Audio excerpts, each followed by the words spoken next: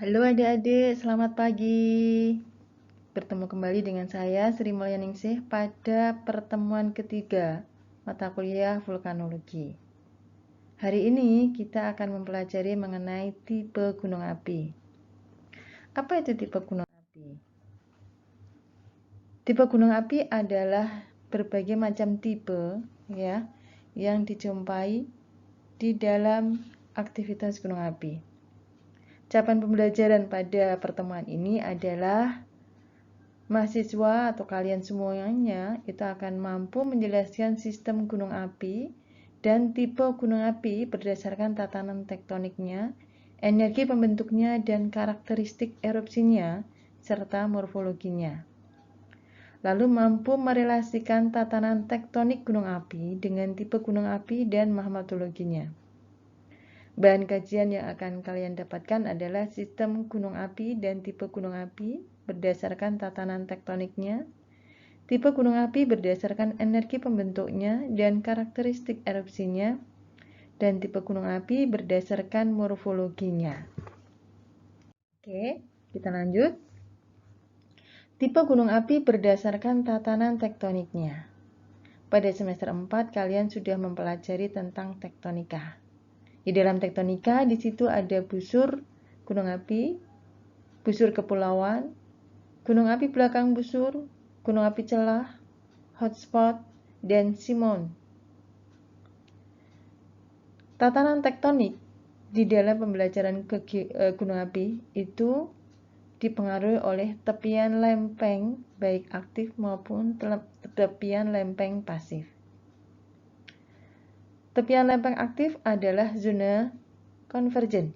Ya, zona konvergen. Zona konvergen itu bisa berupa subduksi, kolusi, atau abduksi. Subduksi jika dua lempeng yang berbeda bertemu, contohnya adalah lempeng samudra yang bertemu dengan lempeng benua. Lempeng samudra menunjam di bawah lempeng benua.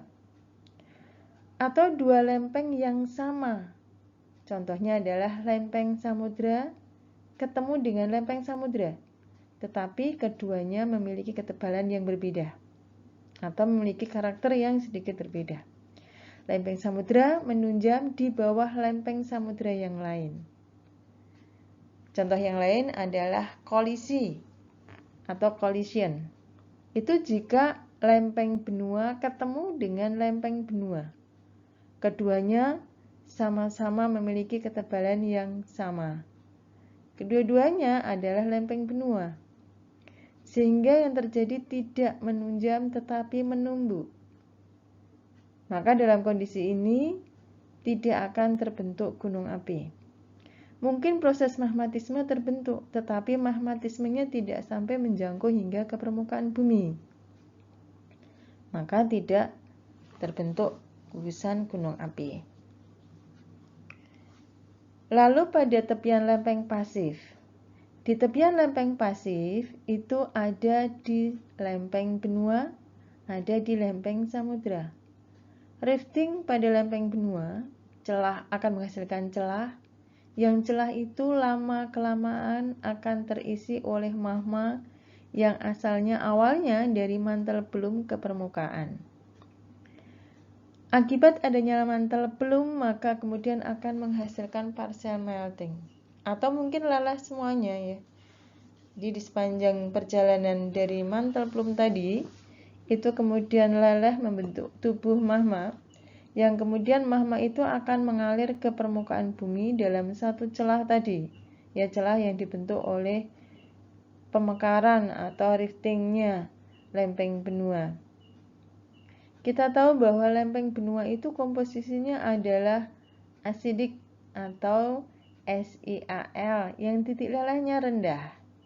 Maka pada fase ini yang terbentuk adalah magma-magma tipe riolitan sampai dasitan atau yang asalnya dari granitik ya. Nah, ketika magma granitik ini sudah terbentuk, kemudian akan membentuk celah. Yang pertama keluar adalah tadi yang meleleh tadi.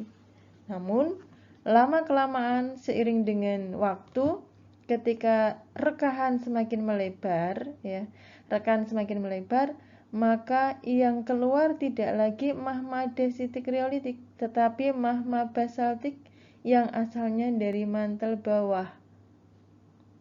Ya, dari mantel bawah. Jadi tidak lagi mantel plume, tetapi sudah rising magma. Magma sudah muncul ke permukaan. Selanjutnya akan membentuk lempeng baru. Developing new plate.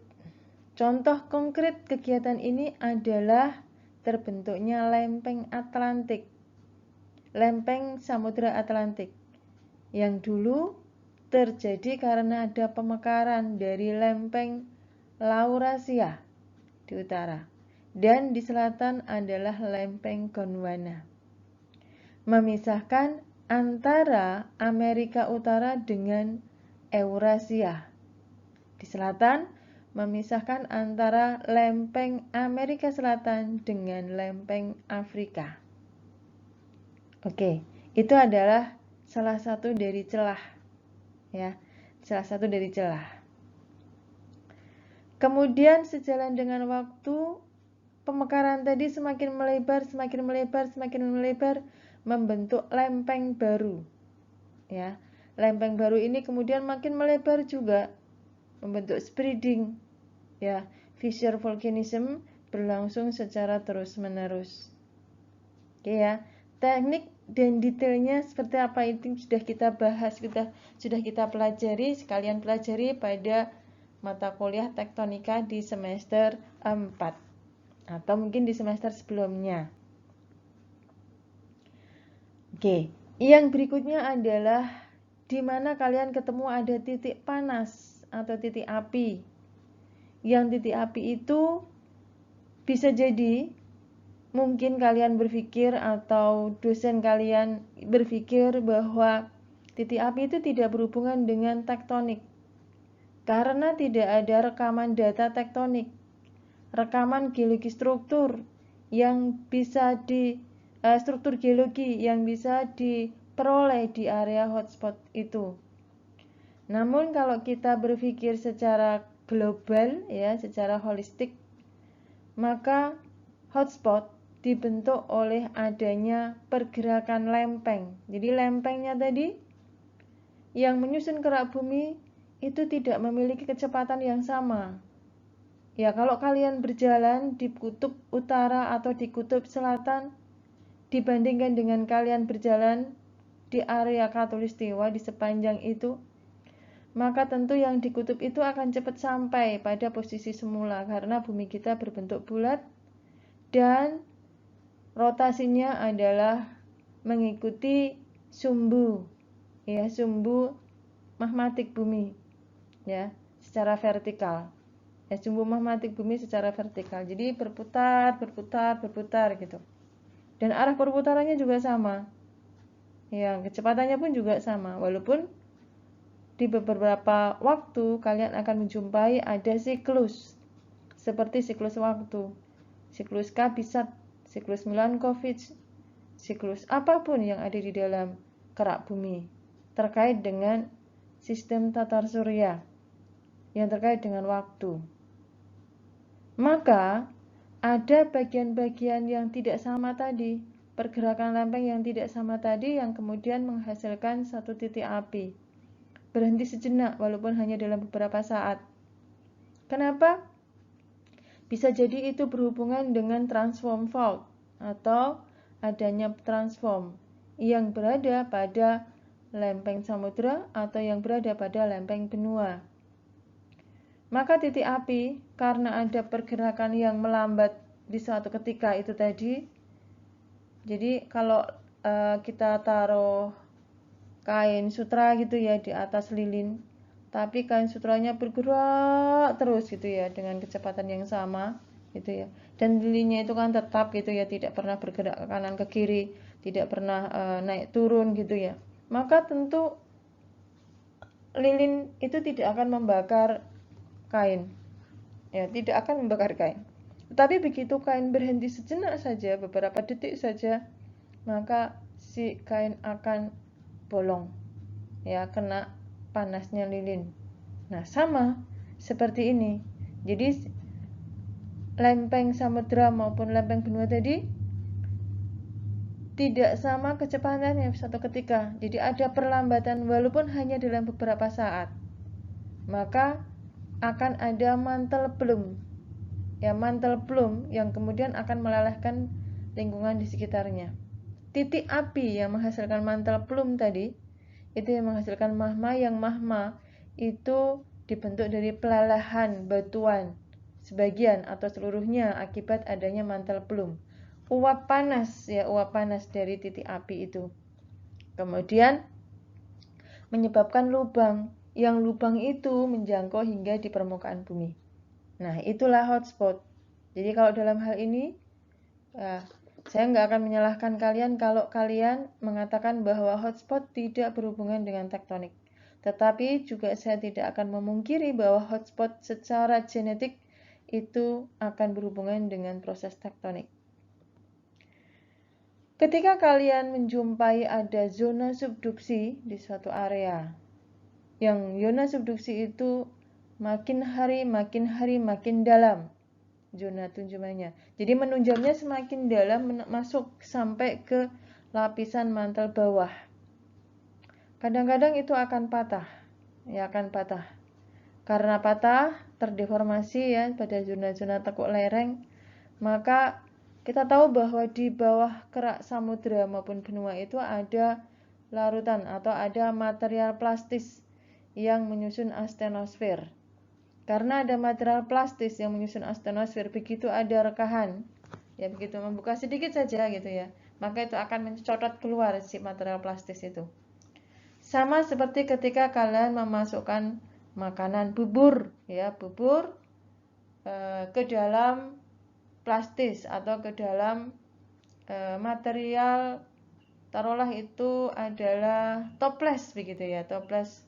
Kalau sekarang kan pakai, kalau kalian beli itu pakai beli makanan di warung atau di rumah makan gitu ya, tempatnya adalah kayak toples tapi plastik tipis itu ya.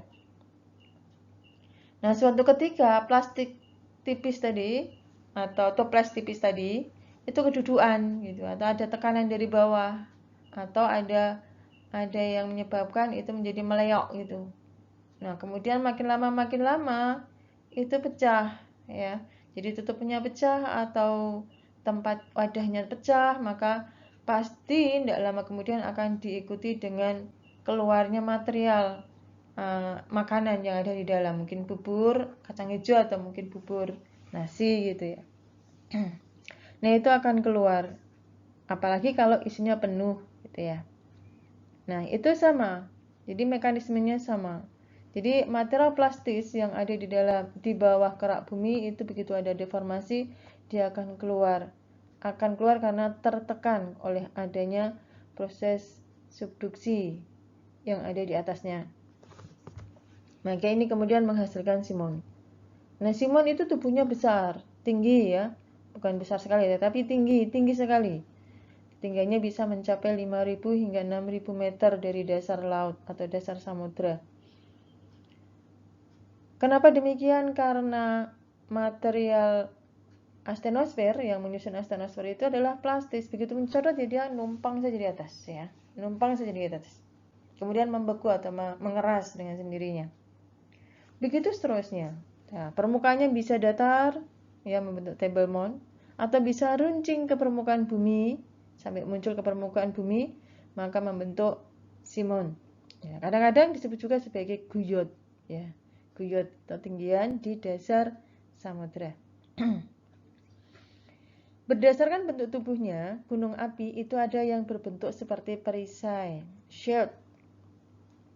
Nah, sekarang ada lagi pandemi ya, di pandemi itu orang-orang suka pakai shield, face shield ya. Itu sama, bentuknya seperti itu. Jadi permukaannya tidak terlalu datar tetapi melengkung. Kemudian tidak terlalu tinggi tetapi bentuk seperti kubah yang melebar. Lalu tingginya nggak sampai 500 meter gitu ya, enggak sampai, mungkin hanya 100 sampai 200 meter, tapi lebar sekali.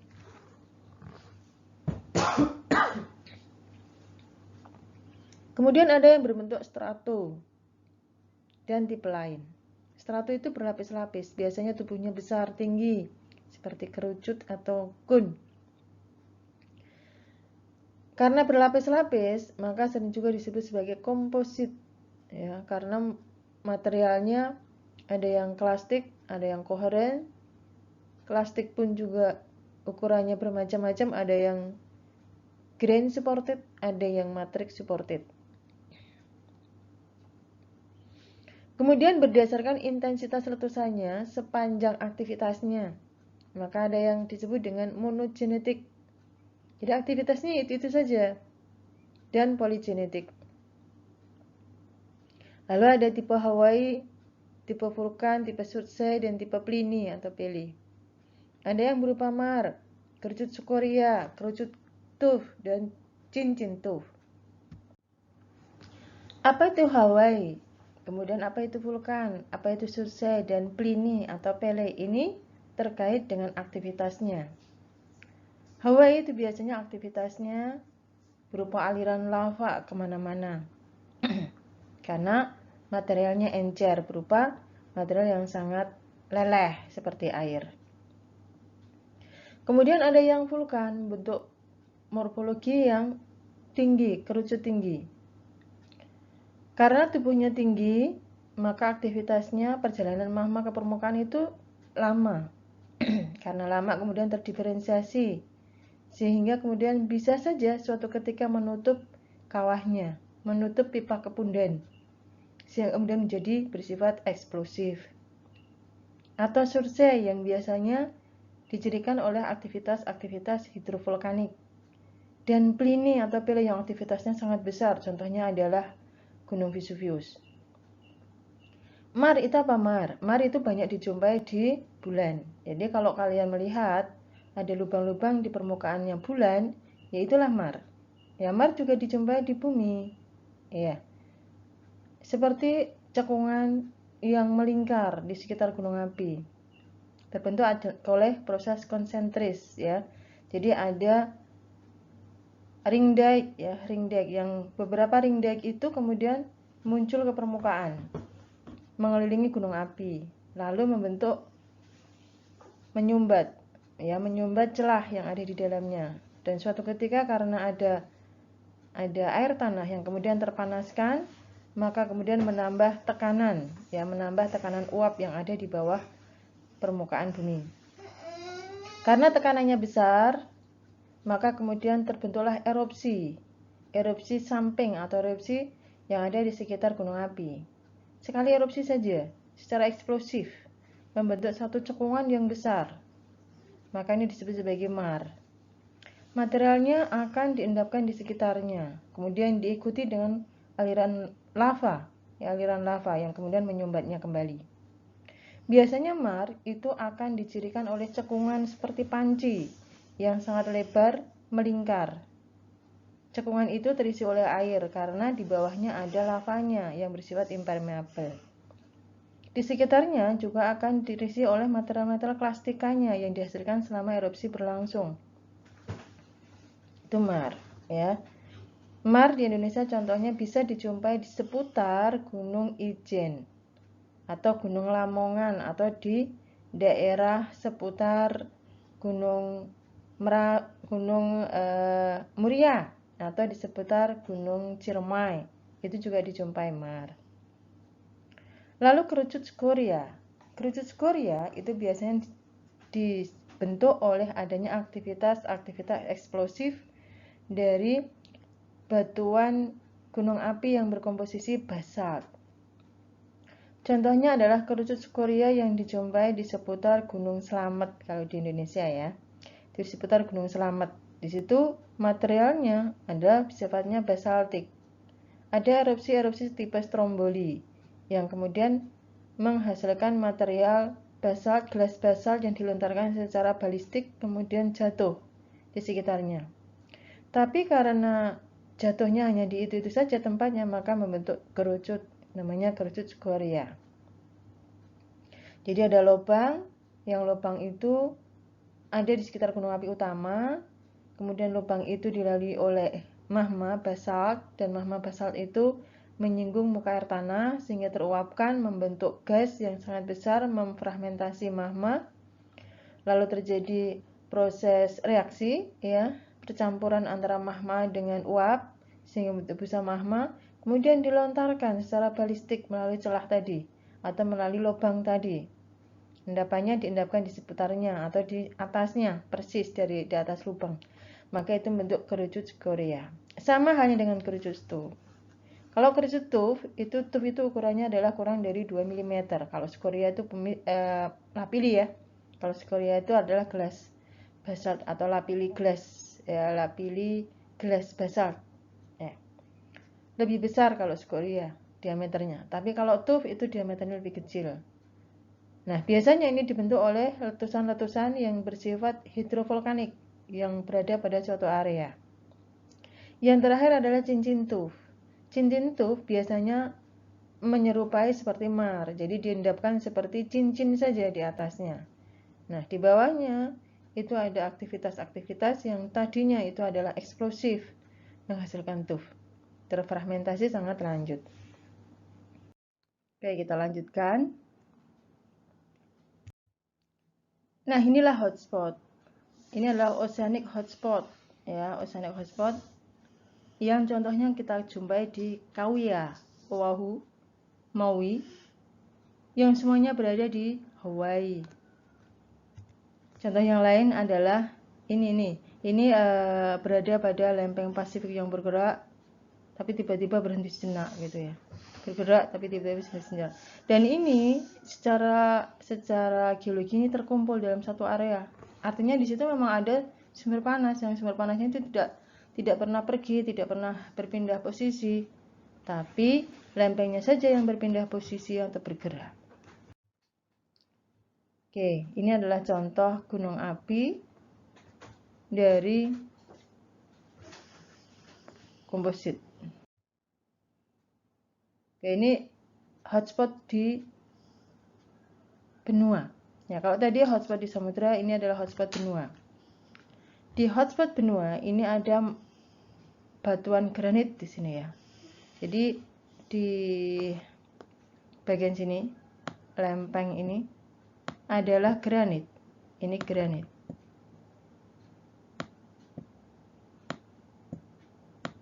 Komposisinya granit.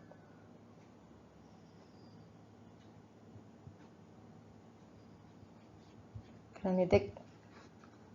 Tapi kemudian mengalami proses melting oleh adanya aliran ke permukaan.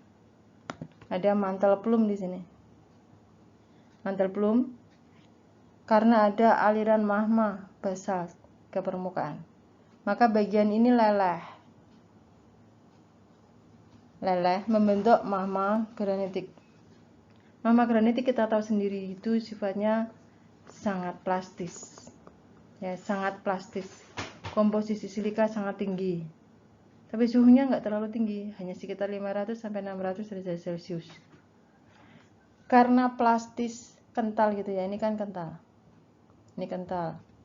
Maka dia memanaskan bagian sini. Ini memanaskan. Bagian area di atasnya ini panas. Suhunya tinggi, membentuk uap.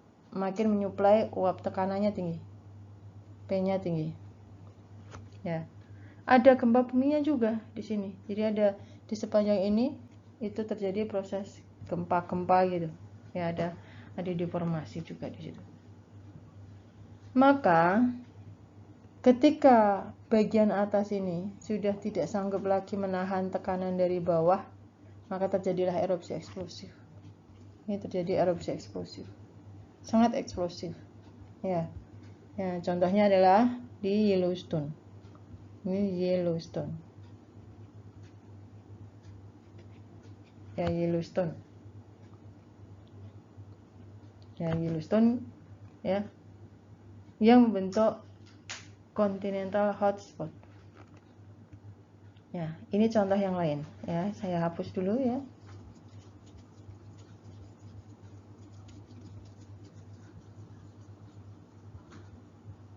Oke ya. Jadi ini adalah hotspot kalau nampak dari permukaan. Jadi terisi oleh air, ya, terisi oleh air.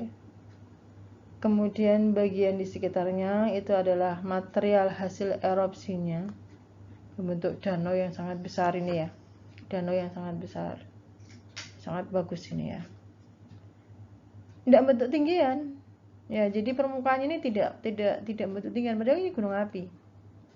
Justru pada bagian tengahnya terisi oleh air dan sangat lebar ini ya, sangat lebar sekali lembah yang dibentuknya. Material yang diendapkan di sekitarnya nih. Ini tinggian-tinggian di sekitarnya ini adalah material hasil erupsi dari Yellowstone. Ya, gunung api hotspot Yellowstone. Nah, ini tadi kemarin sudah kita bahas ini ya. Jadi bentuknya macam-macam gitu ya. Cuman yang perlu saya sampaikan adalah kayak apa itu cone ya, kerucut strato, ini strato. Ini strato, ini strato, ini strato. Jadi kalau saya gambarin gitu ya, ini pakai hitam saja. Inilah strato. Ini gunung api strato. Kemudian inilah perisai. Perisai.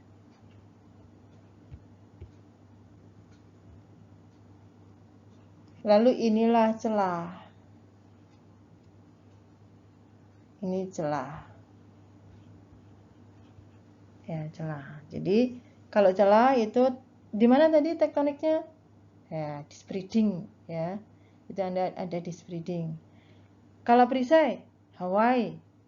Kalau strato banyak ya, yang ada di tepian-tepian lempeng aktif. Nah, kemarin juga saya sebut bahwa ini sama-sama strato kok. Ada yang erupsinya tipenya stromboli, ada yang tipenya sifatnya pele, ada yang vulkan, ada yang plinian gitu ya. Ini terkait dengan mahmanya ya. Jadi ini saya sebut ini gunung api tipe stromboli, itu mahmanya adalah basaltik. Jadi meskipun itu adalah gunung api strato gitu ya, tetapi tipe mahmanya itu basalt, yang keluar ke permukaan itu basalt, lebih encer. Ya, komposisi FeMg-nya lebih tinggi. Ini FeMg dan Mg tinggi. Ya, yang ini. Nah, yang ini riolitik. Ya, sifatnya riolitik. FeMg-nya rendah, Si yang tinggi. Sehingga bagian atas ini tertutup dia. Maka erupsinya menjadi ke arah samping. Ya, ke arah samping. Jadi bagian ini tertutup. Ya, bagian sini itu tertutup. Kubahnya ini tertutup ya. Sehingga dia mencari celah tempat lain. Ya, kebetulan yang ketemu ada di samping. Maka jadilah pele atau ini pernah terjadi ada di Saint Helen. Ya, di Saint Helen. Contoh ya. Lalu ada strato yang lain, mahmanya dasitik, ya, mahmanya dasitik. Tetapi bagian atas ini tersumbat ya, tersumbat oleh mahma dasitik tadi.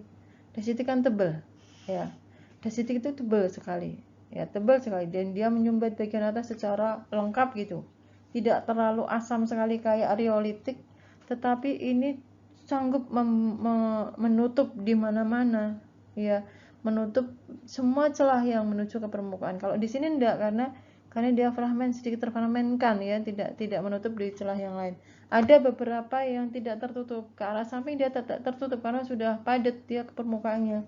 Tetapi ini masih ada sifat-sifat plastis kecairnya gitu kan. Ya plastis tapi tidak padat sekali. Nah, maka dia mampu mengisi semua celah ya, semua celah diisi sehingga kemudian bagian atas ini ya sudah deh, tidak sanggup lagi keluar magma, sehingga makin lama di bawah sini di dapur magma terjadi proses pemisahan magma. Magma yang lebih berat akan berada di paling bawah, kemudian yang lebih ringan di atasnya, lebih ringan lagi di atasnya, lagi sampai di atas. Paling atas itu adalah busa magma. Bagian atas di sini busa magma. Sehingga dia menghasilkan erupsi yang sangat besar. Erupsinya sangat besar. Tipenya adalah Pliny, contohnya adalah Vesuvius. Ini contoh Vesuvius. Lalu ada vulkan. Vulkan itu sifatnya magmanya berkomposisi andesitik, jadi sifatnya agak kental, tidak kental sekali seperti dasitik, tetapi agak kental, jadi dia masih ada cair-cairnya dikit gitu ya. Jadi dia mampu menuju ke permukaan, ya, sanggup menuju ke permukaan, tetapi tidak sanggup untuk membentuk lava plak, ya. Jadi begitu keluar ke permukaan langsung gugur lagi, ya, keluar gugur lagi. Awalnya seperti itu. Jadi hasilnya adalah guguran awan panas gitu ya, guguran awan panas kemana-mana gitu ya. Nah, suatu ketika sanggup dia menutup bagian kubah, ya, bagian kubah, sampai kemudian menjadilah lava plak, ya. Akhirnya bagian bawah ini tidak bisa naik ke permukaan si magma ini, dia terakumulasi di sini, tetapi akumulasinya tidak sebesar yang ada di sini di Pliny, ya. Akumulasinya ya karena dia sifatnya lebih andesitik, yang lebih encer gitu ya, jadi nggak sebesar yang ada di Pliny. Kalau Pliny betul-betul nggak bisa keluar, kalau yang ini masih bisa keluar. Jadi masanya itu tidak selama yang ada di Pliny, yang ini lebih pendek masanya. Jadi maka ketika ini sudah nggak sanggup lagi menahan, maka terjadilah erupsi eksplosif, campuran dari magma dan busa tadi ya, magma dan gas ya. Jadi erupsinya sifatnya eksplosif. Oke. Jadi itu adalah beberapa tipe gunung api, ya, tipe gunung api yang dibentuk oleh aktivitasnya yang didasarkan pada tubuhnya juga, bentuk tubuhnya. Jadi bentuk tubuhnya ini saya hapus dulu ya. Jadi bentuk tubuhnya itu ada yang sangat tinggi, ya, namanya adalah komposit, ya, karena terdiri atas berbagai lapisan batuan gunung api yang terbentuk selama aktivitasnya berlangsung. Kemudian ada yang bentuknya itu lebih pendek, ya, bentuknya lebih pendek, namanya adalah Hawaii. Namanya adalah perisai, gunung api tipe perisai. Ya, ini tipe perisai. Dia lebih pendek seperti perisai. Lalu ada yang celah, ini yang celah gitu, yang ada di Jonas Breeding. Ya, itu ya. Jadi ada 3 macam bentuk gunung api yang berdasarkan pada bentuknya. Tapi ini terbentuk atau dipengaruhi oleh tipe magmanya dan aktivitasnya. Jadi ini adalah resumenya. Yang mempengaruhi bentuk gunung api adalah 1. Tipe magma. Magma basaltik bersifat encer dengan tekanan yang rendah akan menghasilkan aktivitas berupa aliran lava ke permukaan.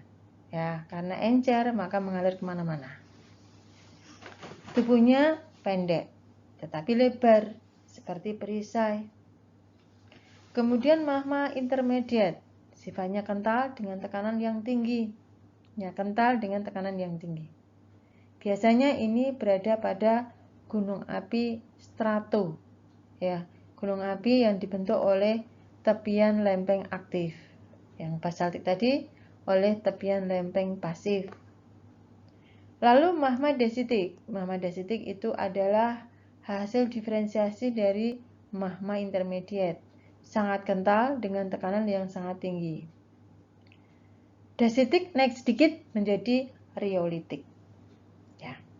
Nah, kalau berdasarkan tatanan tektoniknya, ini ada busur vulkanik atau busur kepulauan. Ada pemekaran atau rifting, ada belakang busur, ada hotspot, ada simon gitu ya. Itu tipe-tipe gunung apinya. Bisa berada di active margin dan passive margin.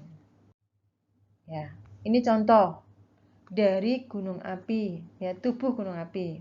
Gunung api strato disebut juga dengan komposit, ya. Nah, kalau di Al-Qur'an itu ada aku ciptakan, ya itu ya, Al-Jumu'ah ya, surat Al-Jumu'ah. Gunung yang bergunung-gunung ya, permukaan bumi itu bergunung-gunung dan kutancapkan dengan pasak-pasaknya, ya. Itu betul itu ya, secara keilmuan itu sangat betul sekali. Jadi kalau mau belajar agama, belajarlah di geologi karena isinya sama ya dengan yang ada di lapangan. Kalau di Al-Qur'an disebutkan di situ ada gunung api yang tinggi, gunung-gunung yang tinggi ya. Yang di dalamnya ada pasak-pasak yang menjulang untuk agar kamu bersyukur ya, agar kamu bersyukur. Nah, ini sama ya, di sini kita bisa mencoba di stratovolcano ini ada intrusi-intrusi, daik, sil, lakolit, lapolit gitu ya. Itu yang memperkuat tubuh gunung api tipe strato. Kalau di perisai maka itu tidak ada. Ya di perisai itu tidak ada seperti ini. Ya sudah mengalir saja ke permukaan, mengalir kemana-mana, bentuk banjir lava dan sebagainya itu kalau perisai. Nah, yang di komposit itu ada celah namanya pipa pundan atau konduit.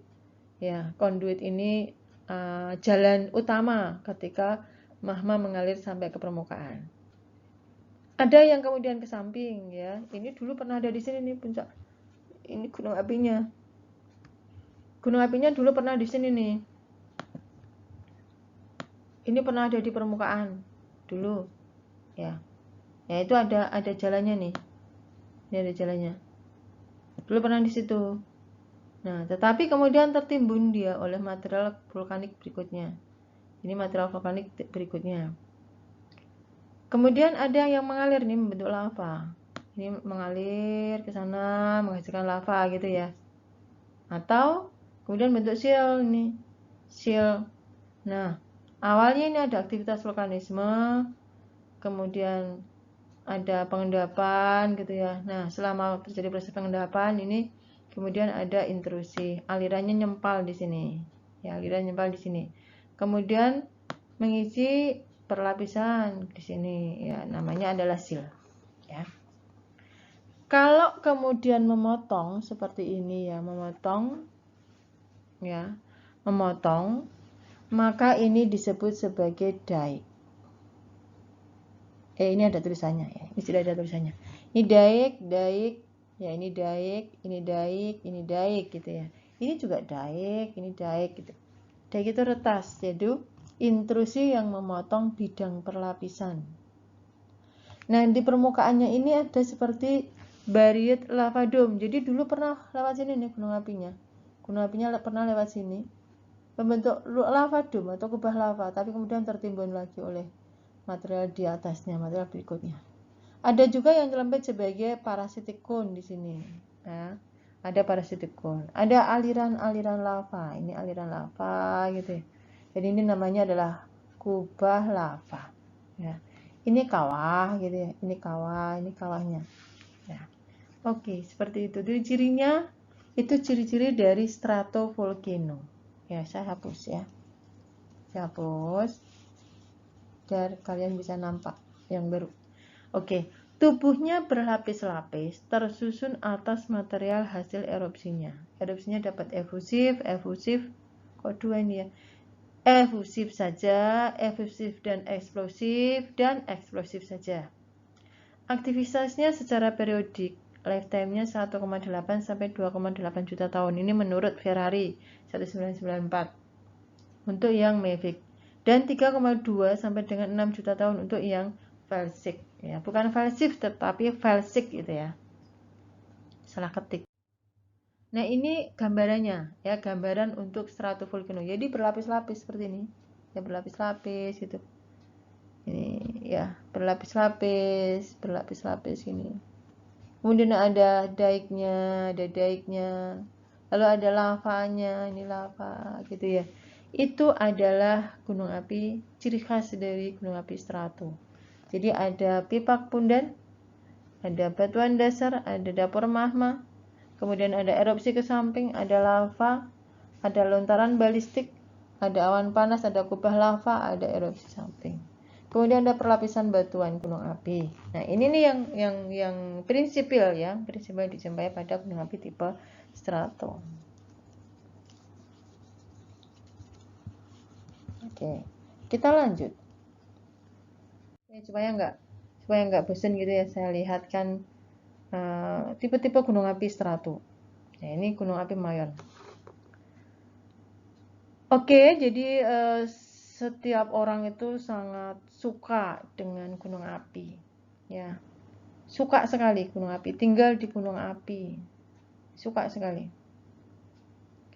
Dan juga sejak lahir seorang anak itu suka, nggak cuma lahir ya, lahir sudah suka, kemudian dewasa, anak-anak itu dia lari-lari suka juga di gunung api, sudah tua juga kepengin juga tinggal di gunung api, sudah mau bau tanah pun juga kepengennya kalau bisa ya punya villa di atas area gunung api gitu. Nah itu jadi gunung api itu betul-betul indah ya, indah sekali, dan itu adalah kelebihan yang dimiliki oleh gunung api, sangat indah. Tapi yang ngeri gitu ya. Jadi ini gunung api St. Helens ya, St. Helens di Washington. Ya, ada erupsi eksplosifnya. Ini gunung api di Popocatépetl ya, Popocatépetl. Popocatépetl volcano di Meksiko. Bacanya gimana? Saya begitu terpesona dengan cara membacanya. Oke, jadi gimana sih yang disebut dengan gunung api di area gunung api gitu ya? Ada tipe lain yang kita jumpai yaitu lava dome, ya, kubah lava. Nah, kubah lava itu bermacam-macam. Ada apifoot plug ya, kubah lava seperti ini. Yang A itu ya. Yang A ini ada apifoot plug ya, kubah lava yang seperti regolit ya. Jadi tumbuh dia, ya, tinggal vertikal saja dia keluar gitu. Nanti kalau sudah agak tua itu, ini akan membentuk volcanic neck ya, volcanic neck ya, ini bentuk volcanic neck, jadi yang delujur gitu ke atas ya. Kemudian ada Pelian Dome, jadi dia ada spinnya di atasnya ya, ada spin. Ini juga saya pernah jumpai bentuk seperti ini di Muria, di puncaknya Muria ya. Jadi kayak apa ya, ya ada spinnya, ada tingginya seperti ini gitu. Tapi kalau di Muria nggak seperti itu. Kalau di Muria itu begini ya, kayak puting gitu ya, ada puting, buah dada, kemudian di atasnya seperti puting gitu. Ini kalau di Muria. Nah, ini Peliandum. Kemudian ada lava dome yang agak melebar karena ini encer sifatnya, encer. Kalau ini kental, kalau ini sangat kental. Makanya kalau sudah seperti ini neolitik ya. Ini dia nggak erupsi ke atas, tapi kemudian dia ke samping ya, yang ini. Nah yang terakhir ini Colli ya, Colli itu ini bentuk lava dome-nya seperti ini. Jadi tidak simetris seperti yang dijumpai di sini lava dome yang ini, tetapi dia lebih cenderung ke arah tertentu karena morfologinya tidak sama. Jadi ini kayak Merapi. Jadi Merapi itu bagian sini tinggi gitu ya, ini tinggi, tapi bagian yang lain rendah gitu. Jadi dia tumbuhnya begini gitu. Nah itu beberapa contoh kubah lava yang dijumpai di dunia. Jadi ini tipe gunung api yang lain.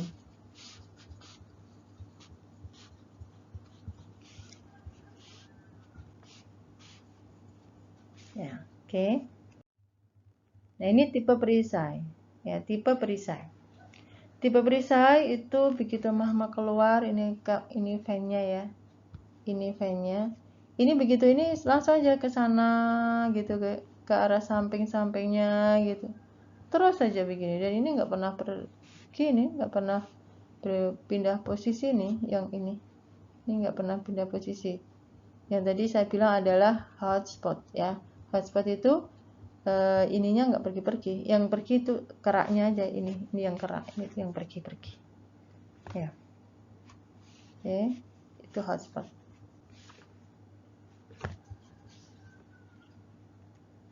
Nah, ini contoh aktivitasnya. Ini contoh gunung apinya di Hawaii ya, seperti banjir di mana-mana nih ya. Ini nggak banjir. Tapi ini suhunya sangat tinggi, ini 900 sampai 1200 derajat Celcius.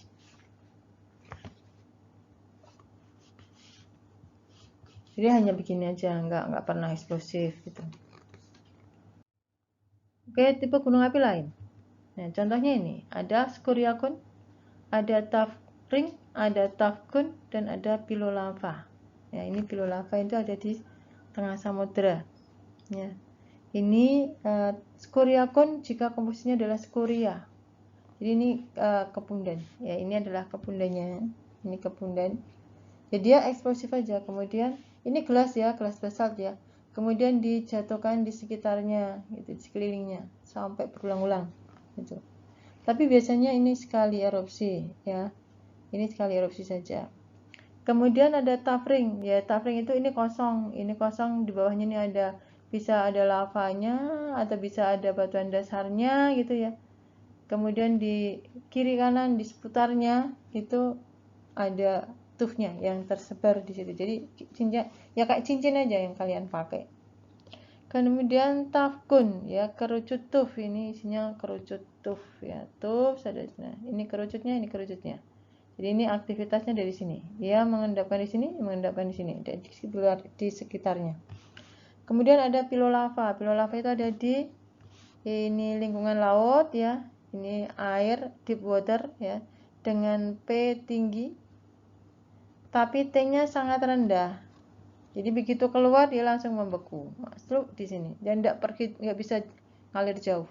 Ya, pilolava itu tidak bisa pergi jauh. Jadi tekanan tinggi, suhunya sangat rendah, sehingga begitu keluar langsung membeku. Gitu. Ya, begitu keluar langsung membeku.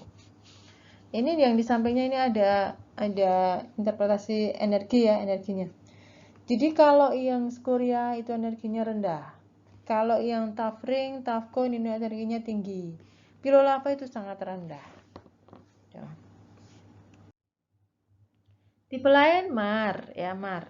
Mar itu sering juga berasosiasi dengan tafring ya, tafring.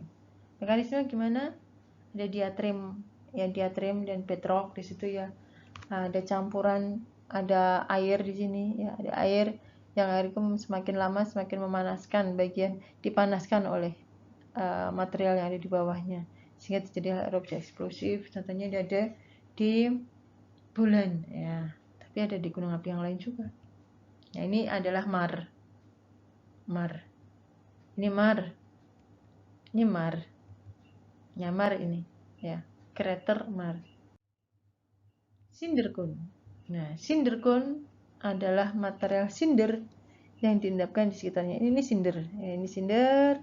Sekitarnya juga cinder. Kerucut cinder dihasilkan oleh erupsi eksplosif yang membentuk butiran-butiran lapili oleh lontaran butiran magma cair, lalu membeku di udara, tertumpuk di sekitar kawah hingga membentuk kerucut kecil. Diameternya tidak lebih dari 100 meter dan tingginya tidak lebih dari 50 meter. Selopnya curam seperti perbukitan konikel. Dalam waktu yang tidak lama diikuti dengan aliran lava yang menyelimuti endapan cinder tersebut. Ya. Nah, ini contoh cinder. Ya, ini contoh cinder. Tafring dan Tafcone ya. Tafring dan Tafcone itu oleh erupsi hidrovulkanik. Tafcone dan Tafring mekanisme erupsinya agak mirip dengan Scoria-cone, hanya saja lebih sedikit material juvenilnya. Tafcone dari hancuran tubuh batuan yang diledakkan. Tafcone lebih curam dibandingkan dengan Tafring. Ini Tafring, ini Tafring ya. Ini volcanic belt. Tafcone.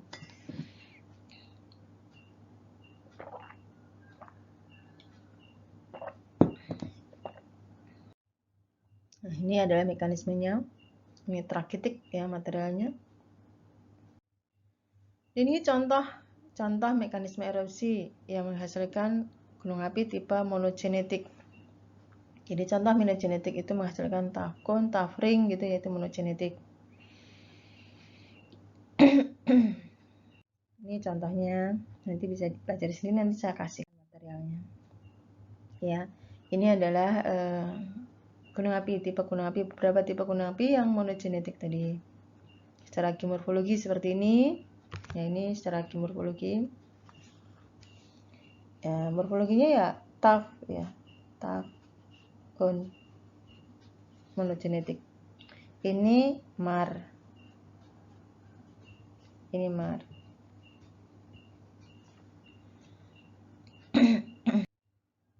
Ya. Ini adalah gunung api tipe monogenetik. Monogenetic basaltic volcanoes. Genetic classification, growth, geomorphology, and degradation dari Gabor, Karasuri, and Karolinemet, berupa erupsi-erupsi yang dicirikan oleh lontaran balistik magma encer melalui kawahnya. Dapat berupa kawah tunggal atau kawah poli. Kawahnya boleh siji, boleh banyak. Ya, menghasilkan kerucut sederhana dan kompleks, membentuk kerucut skoria dan kerucut tuff. Ya, contoh yang poligenetik. Jadi kawahnya banyak.